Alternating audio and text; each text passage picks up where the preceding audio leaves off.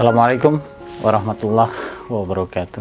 Salam sejahtera untuk kita semua. Kesehatan dan kebahagiaan adalah penting pada kondisi sekarang ini, sehingga kita berharap selalu dijaga kesehatan kita dan kita selalu dalam kondisi yang bahagia untuk meningkatkan imun kita. Masih dalam sesi hukum ketenagakerjaan. Pada kesempatan kali ini saya akan sharing mengenai substansi termination and assignment labor right. Oke. Saat ini Undang-Undang Cipta Kerja Nomor 11 Tahun 2020 Klaster 4 tentang ketenagakerjaan telah mengeluarkan peraturan pelaksananya, yaitu Peraturan Pemerintah Nomor 35 Tahun 2021. Praktis sejak bulan Februari, PP 35 ini sudah mulai dilaksanakan, ya, karena jelas telah memiliki kepastian hukum, ya. Nah, apa yang harus perlu diperhatikan mengenai PP 35 ini? Memang perlu diketahui bahwa PP 35 itu mengatur 4 mengenai PKWT, perjanjian kerja waktu tertentu, mengenai WKWI, waktu kerja waktu istirahat, mengenai alidaya, ya, outsourcing, dan mengenai PHK. Nah, jika kita berbicara mengenai PHK, ya, kalau dalam terminologi yang saya pakai adalah penghentian hubungan kerja, ya, atau pengakhiran hubungan kerja.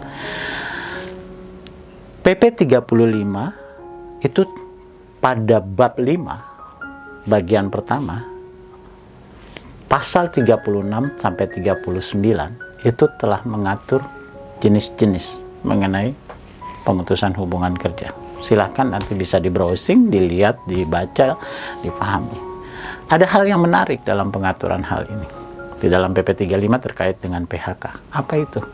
PHK sekarang itu dilihat sebagai sesuatu yang sifatnya faktual, ya, mendekati hal-hal yang ibaratnya terjadi dalam konteks hubungan kerja secara praksis, ya. Misalnya perusahaan efisiensi sekarang dilihat efisiensi yang belum mengalami kerugian atau efisiensi yang telah mengalami kerugian. Itu kurang lebih hal yang bisa saya sampaikan. Jadi sangat menarik, pemerintah lebih mengeksplor aspek-aspek empirikal ke dalam satu peraturan. Nah, pengunduran diri. Nah, pengunduran diri kembali lagi juga diatur. Mangkir itu juga diatur sebagai kondisi terjadinya pemutusan hubungan kerja di dalam suatu perusahaan. Nah, jika berbicara pemutusan hubungan kerja, tentu kita harus paham mengenai apa hak-hak yang diatur di dalam PP 35 ini terkait dengan pemutusan hubungan kerjanya tersebut. Di dalam bab 5, masih di dalam PP 35 tahun 2021, bagian kedua pada pasal 40 sampai dengan pasal 59 itu diatur mengenai hak-hak yang harus dikeluarkan atau kewajiban-kewajiban yang harus dikeluarkan atau hak-hak yang harus diterima. Ya, misalnya tadi saya contohkan, ada PHK karena suatu kondisi perusahaan melakukan efisiensi. Efisiensinya itu dilakukan belum terjadi kerugian, maka variabel pesangon yang harus dibayarkan itu pengusaha wajib memberikan 1 PMTK, Peraturan Menteri Tenaga Kerja atas uang pesangon yang semuanya dilihat dari masa kerja, 1 variabel mengenai uang penghargaan masa kerja yang dilihat berdasarkan berapa lama masa kerja karyawan, dan uang penggantian hak. Uang penggantian hak yang dilihat berdasarkan cuti tahunan yang belum gugur dan atau belum diambil. Tentu jika memang ada biaya pengembalian dari di tempat asal perekrutan itu juga misalnya harus dilihat. Tapi umumnya lebih kepada uang penggantian hak tersebut lebih kepada cuti tahunan yang belum gugur. Itu contohnya. Berarti kalau efisiensi belum mengalami kerugian itu 1 PMTK. Berbicara PMTK artinya kita sudah paham bahwa itu adalah wilayahnya uang pesangon. Nah, bagaimana kalau misalnya itu efisiensi perusahaan itu efisiensi perusahaan itu menghindari kerugian, ya.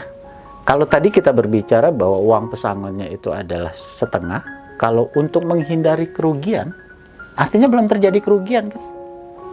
Nah, kalau belum terjadi kerugian, maka uang pesangonnya itu adalah 1 PMTK. Ya, efisiensi karena mengalami kerugian, uang pesangonnya setengah PMTK. Kalau efisiensi menghindari kerugian, berarti belum terjadi kerugian, adalah 1 PMTK.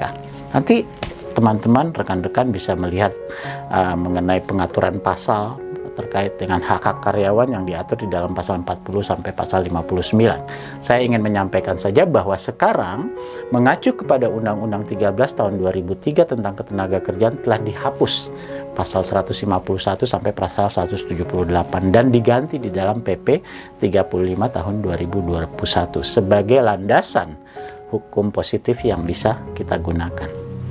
Baik, itu sharing mengenai termination dan hak-hak karyawan.